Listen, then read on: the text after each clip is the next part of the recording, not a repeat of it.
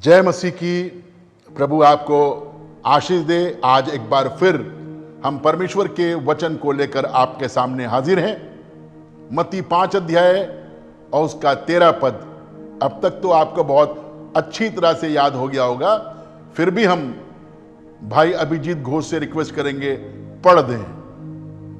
तुम पृथ्वी के नमक हो। लिखा है तुम पृथ्वी के नमक हो, परंतु यदि नमक का स्वाद बिगड़ जाए, यदि नमक का स्वाद बिगड़ जाए। पिछले बार हमने देखा था नमक का स्वाद कैसे बिगड़ता है। यदि नमक का स्वाद बिगड़ जाए तो वो फिर किस वस्तु से नमकीन किया जाएगा? तो वो फिर किस वस्तु से नमकीन किया जाएगा? फिर वो किसी काम का नहीं, फिर वो किसी काम का नहीं, केवल इसके कि बाहर फेंका जाए, कि बाहर फेंका जाए और मनुष्यों के पैरों तले, और मनुष्यों के पैरों तले रौंदा जाए। नमक का उपयोग यदि बुद्धिमानी से होता है तो वो उपयोग होता है, और अगर नादानी से होता है तो दुरुपयोग होता है। तो बुद्धिमानी से काम करने की जरूरत है, बुद्धिमानी से आचरण करने की जरूरत है, व्यवहार करने की जरूरत है। हमें जैसे कहावत है, फूंक फूंक के कदम रखें कि हमसे कोई नादानी ना हो जाए। बुद्धिमानी से व्यवहार करें, बुद्धिमानी से एक दूसरे के साथ में पेश आएं, बुद्धिमानी से ये बताएं कि हम प्रभु के लोग हैं और प्रभु ने हमें इसलिए बनाया है कि हम आशीष दें। किसी ने एक कहावत कही है और कहावत इस तरह से है, जिंदगी में रफ्तार उतनी ही जरूरी है जितना कि सब्जी में नमक। कम हो तो जिंदगी फीकी रह जाती है, और ज्यादा हो तो तबीयत बिगड़ जाती है। आप समझ रहे होंगे कि कैसे बुद्धिमानी के साथ में हमको अपना व्यवहार दर्शाने की और दिखाने की जरूरत है। नहीं तो अगर नादानी के साथ में काम लिया तो एक शेर और अर्ज है, और ये इस तरह से है, वफादारी तो अब हम नमक से निभाते हैं और जहां जरूरत नहीं होती वहां भी छिड़क आते हैं। कटे पे नमक, जले पे नमक, ये कहावतें हैं जो अक्सर लोग बताते हैं कि हम तो दुखी थे, हमारा तो गम था, उस पर नमक छिड़कने के लिए आ गए। हमारे घावों पर मरहम लगाने की बजाय वो नमक छिड़क रहे थे। आज उन लोगों का जिक्र करना मांगता हूं जिनको परमेश्वर ने बहुत अच्छे मुकाम पे रखा, जिन्हें परमेश्वर ने बुलाहट दी, जिन्हें परमेश्वर ने एक अच्छी सेवा दी। गिनती 16 अध्याय में पढ़ेंगे तो वहां पर कोरह, दातान और अबीराम का जिक्र है। ये सब प्रभु की सेवा करने वाले लोग थे, लेकिन दिल में एक बात आई कि क्या मूसा ही अगुवाई करेगा? क्या हारून ही अगुवाई करेंगे? क्या ये हम सबसे उत्तम हैं? क्या ये हम सबसे अच्छे हैं? तो इन्होंने 250 लोगों की मंडली को जमा किया और आपस में विचार करने लगे कि हम भी मूसा और हारून की तरह अगुवाई कर सकते हैं। तो मूसा से कहने लगे, सुनो, हमारी जाति में हर आदमी पवित्र है। जब हर आदमी पवित्र है, हर आदमी प्रभु की सेवा कर सकता है, तो तुम हमसे उत्तम कैसे हो गए? प्रभु के दास को इस बात से बहुत दुख पहुंचा। आप पूरी कहानी पढ़ लीजिएगा, आपको मालूम हो कितना मूसा दुखी हुआ। उसको बताना पड़ा कि परमेश्वर ने किसको चुना है, परमेश्वर ने किसको सेवा दी है, परमेश्वर ने किसको पेशवाई दी है, कौन अगुवाई कर सकता है। इस कार्य के लिए परमेश्वर ने कोरह वंशियों को नहीं चुना है। पेशवाई करने के लिए, अगुवाई करने के लिए यह सेवा हारून को ही दी गई है। स्वभाव बिगड़ा हुआ था, परेशान थे, क्योंकि ये एक दूसरे से आगे निकल जाना मांगते थे, अपने आप को श्रेष्ठ बना रहे थे। घटनाक्रम चलता है, आप पढ़ लीजिएगा तो लिखा हुआ है कि जब मूसा ने इनसे बातें करना शुरू की और इन्हें बताया कि परमेश्वर ने मूसा को, हारून को विशेष उद्देश्य के लिए चुना है, अगुवा ठहराया है, तो लिखा है जब मूसा ये बातें उनसे कर ही रहा था तो उनके पांव के नीचे से जमीन फटी। कोरह वंशी अपनी जमीन जायदाद के साथ जिंदा इस जमीन में दफन हो गए और 250 लोगों पर परमेश्वर की आग आ गई, एक मरी फैल गई, मातम होने लगा, लोग आंसू बहाने लगे, क्योंकि कोरह वंशियों ने उस पद को जो परमेश्वर ने उन्हें दिया था बहुमूल्य नहीं जाना और वो और तमन्ना करने लगे। इसलिए परमेश्वर ने भी उनको दंड दिया, फिर वो किसी काम के ना रहे। जहां पर लिखा है, जो बताया गया है कि यदि नमक का स्वाद बिगड़ जाए तो वो किस वस्तु से नमकीन किया जाएगा, सिवाय इसके कि वो बाहर फेंका जाए और मनुष्यों के पैरों तले रौंदा जाए। तो यूनानी भाषा में जो शब्द आया है वो है कतप पत इहो। इसका मतलब होता है रिजेक्शन से, तुच्छ जानने से, तिरस्कार करने से, यह बताने से अब यह किसी काम का नहीं रहा। एक व्यक्ति का और जिक्र करूंगा जिसको कि आप पढ़ सकते हैं, यशाया 14 अध्याय और उसके 12 पद में इसका जिक्र है, लेकिन मैं चाहूंगा कि पहले इसका 11 पद पढ़ा जाए, जहां ऐसे लिखा है, सुनिएगा। तेरा वैभव, लिखा है तेरा वैभव और तेरी सारंगियों का, और तेरी सारंगियों का शब्द। यह व्यक्ति बड़ा वैभवशाली है। सारंगियों का शब्द मतलब इसके साथ में संगीत जुड़ा हुआ है, सारंगियों का शब्द जुड़ा हुआ है। और जब 12 इससे आगे पढ़ेंगे तो लिखा है बड़े वैभव के साथ में रहता था, मणियों के बीच में रहता था, बड़ा धनवान था, सोने चांदी हीरा मोती सब कुछ इसके साथ में था। और इसकी जो रचना की गई थी वो बाजों के साथ की गई थी।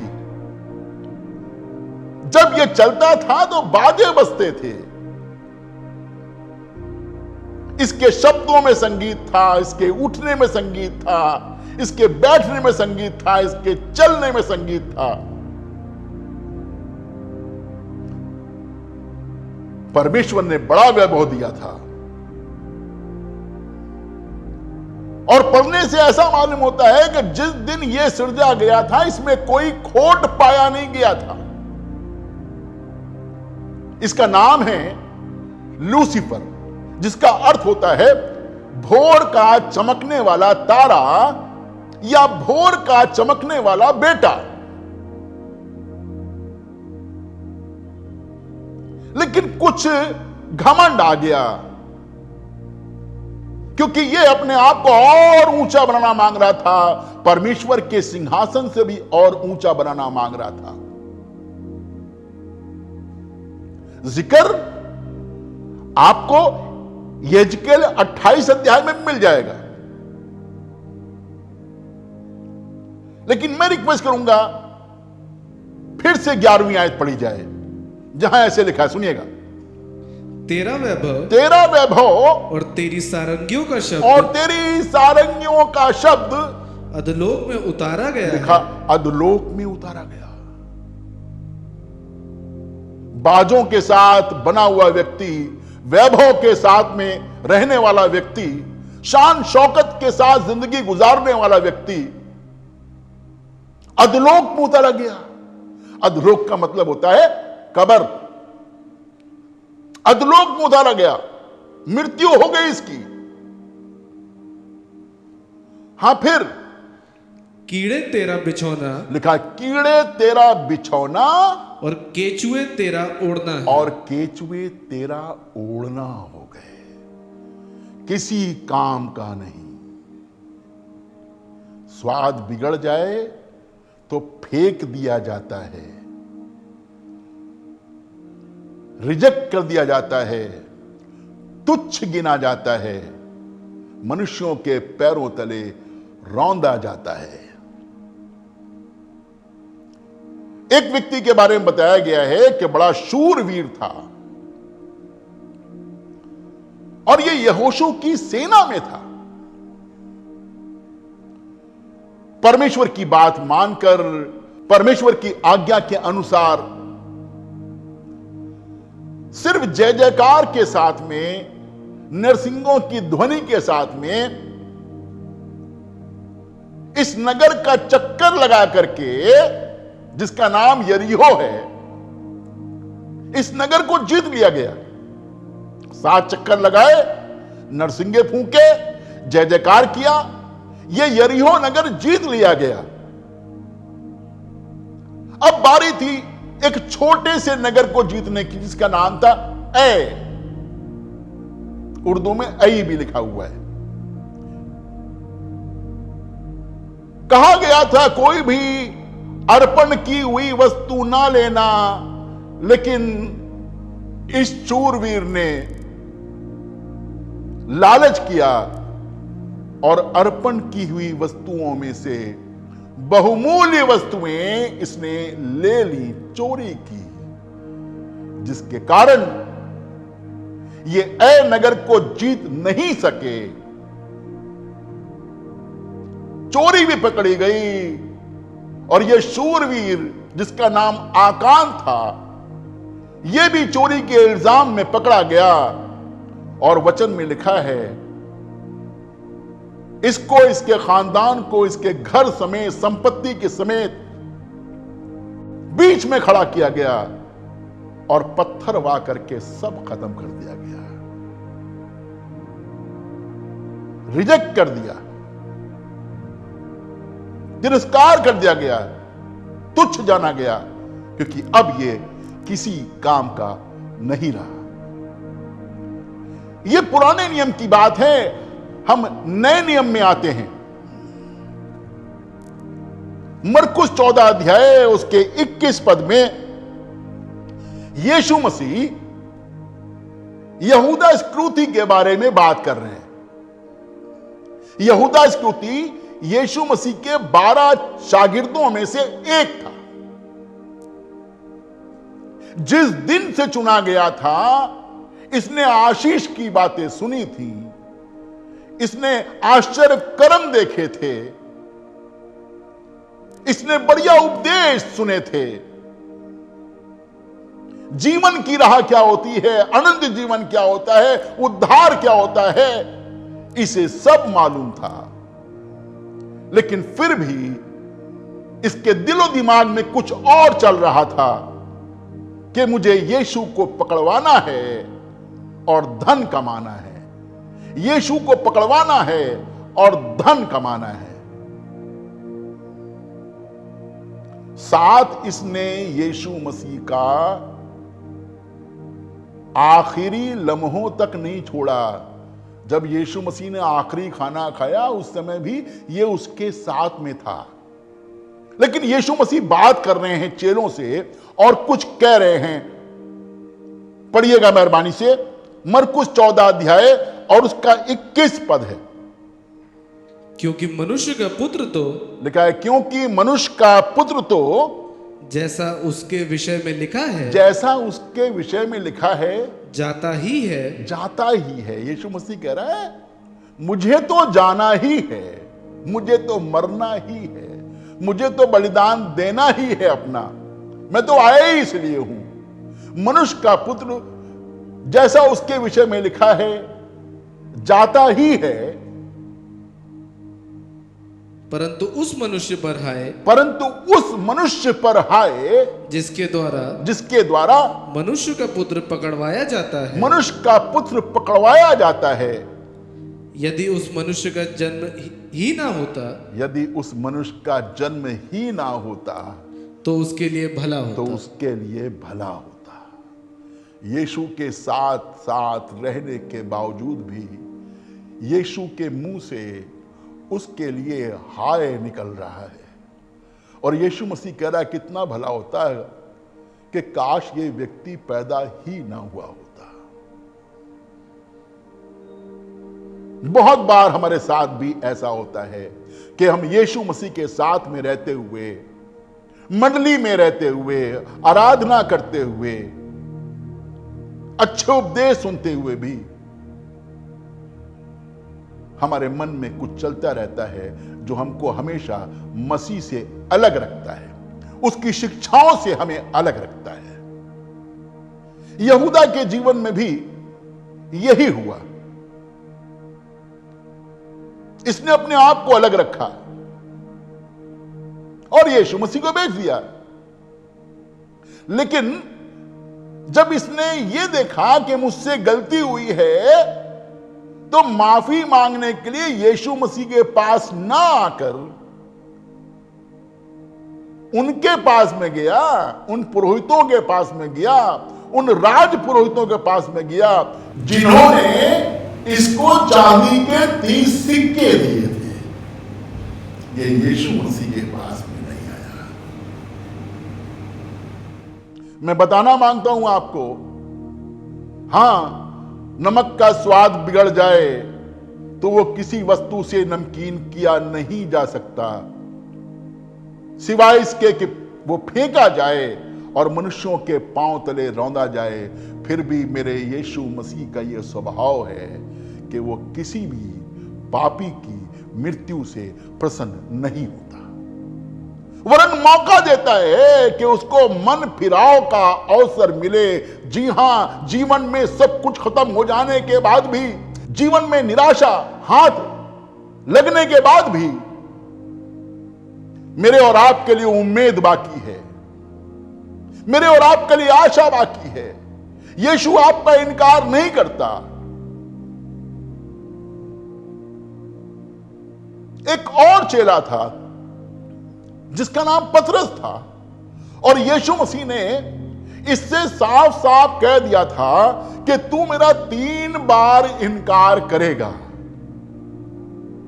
और ऐसा ही हुआ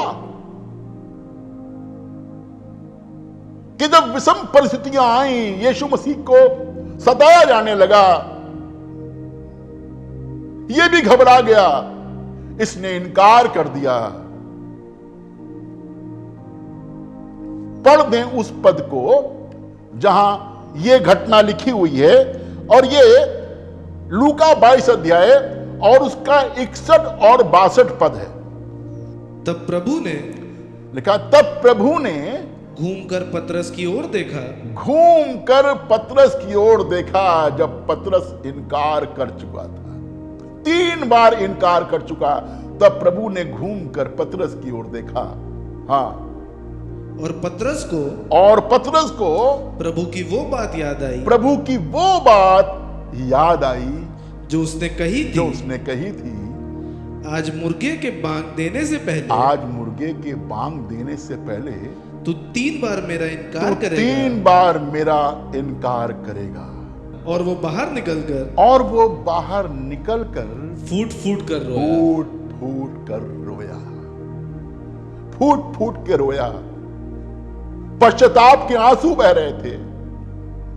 गलतियों का उसे एहसास हो गया था कि हां, मुझसे गलती हुई है, मैंने ये गलती की है, मुझसे ये अपराध हुआ है, मुझसे ये पाप हुआ है। फूट फूट कर रोया। आपके द्वारा बहाए गए आंसू कभी खाली नहीं जाते। निराशा में, अकेले में, रात के अंधेरे में बहाए हुए आंसू कभी खाली नहीं जाते। आपने अपना जीवन हो सकता है पूरा बर्बाद कर दिया हो सकता है आपने जीवन में कुछ भी हासिल नहीं किया हो सकता है आप किसी के भी काम ना आए हो, लेकिन यदि आपको मालूम हो रहा है कि आपने पाप किया है, आपने गलती करी है, आपने अपराध किया है और आप अपने आंसुओं को बहा रहे हैं, तो प्रभु आपके आंसुओं को कुप्पी में यादगार के रख लेगा, क्योंकि वो आपके आंसुओं की कदर करता है और वो आपके आंसुओं को पोंछना भी जानता है। हां, यीशु मसीह क्रूस पर कुर्बान हो गए, अपनी जान दे दी, दुख उठाया, मर गए, कब्र में रखे गए। लेकिन तीसरे दिन जब औरतें कब्र पर मसाला लेकर गईं और पत्थर को लुढ़का हुआ पाया, तो स्वर्गदूत उन स्त्रियों को संदेश देता है कि यीशु मसीह जी उठा है, और जाकर उसके चेलों को, अब कहा जा रहा है जाकर उसके चेलों को, पतरस इनकार कर चुके हैं। हो सकता है उसके दिल में यह वाली बात हो, अब मैं चेला नहीं रहा, और चेले भी यही सोच रहे होंगे कि इसने इनकार कर दिया है, अब ये कैसे उसका चेला। तो यीशु कह रहे हैं, जाकर मेरे चेलों को और पतरस को यह खबर दो कि वो जी उठा है। आपके बहाए हुए आंसू, आपका पश्चाताप, आपका मन फिराव आपको पैरों तले कुचलने से बचा लेगा, आपको तिरस्कृत होने से बचा लेगा, आपको रिजेक्ट होने से बचा लेगा, क्योंकि यीशु आपकी कदर करता है। स्वाद जा रहा है, कोई बात नहीं, स्वाद चला गया, कोई बात नहीं, मिजाज बिगड़ गया, कोई बात नहीं, लेकिन आपका पश्चाताप आपको फिर वापस यीशु मसीह के पास ला सकता है। आज अगर उसकी आवाज सुन रहे हैं तो अपने दिल को कठोर ना करें। वो आज भी आपको बचाने के लिए, आपको छुटकारा देने के लिए आज भी राजी है। गत्समनी का अर्थ ही होता है ऑलिव प्रेस्ड, कुचले जाने का स्थान। कुचला जाना क्या होता है, पैरों से रौंदा जाना क्या होता है, यह अनुभव मेरे यीशु मसीह ने आपके लिए किया है, और अब आपको इस योग्य बनाना मांगता है कि आप उसके पास वापस आ जाएं। यदि आज उसका शब्द सुन रहे हैं, मन को कठोर न कीजिए, उसके पास आ जाइए, वो आपको क्षमा करेगा। आइए प्रार्थना करें। प्यारे खुदावंद, शुक्रगुजार हैं कि तू हमारा ऐसा खुदावंद है जो नहीं चाहता कि हम बर्बाद हो जाएं, हम नाश हो जाएं। खुदावंद, स्वाद बिगड़ गया, निराशा हाथ लगी है, हम अपने आप को किसी योग्य नहीं पा रहे हैं, लेकिन तब भी तेरा अनुग्रह हम पर बना हुआ है। जब हम तेरी आवाज सुन करके प्रतिक्रिया देते हैं तो तू हमें अपने पास आने का अवसर देता है। सब कुछ लुटा कर भी प्रभु हम तेरे पास आ सकते हैं, तू इंतजार करता है। खुदावंद, तेरे इस बड़े प्यार के लिए, इस बड़ी दया के लिए, इस बड़े रहम के लिए हम तेरे बहुत शुक्रगुजार हैं। आज खुदावंद कोई अपने आप को रिजेक्टेड फील कर रहा है, तिरस्कृत फील कर रहा है, अपमानित फील कर रहा है, तो चाहते हैं प्रभु जब वो पश्चाताप करे तो आप जरूर से उसे ग्रहण करें। सब कुछ खुदावंद हम तेरे हाथों में सौंपते हैं और यही चाहते हैं सारा आदर सारी महिमा तुझको मिले। इस प्रार्थना को तेरे प्यारे बेटे अपने खुदावंद यीशु मसीह के नाम से मांगते हैं। दया से सुन और ग्रहण कर। आमीन।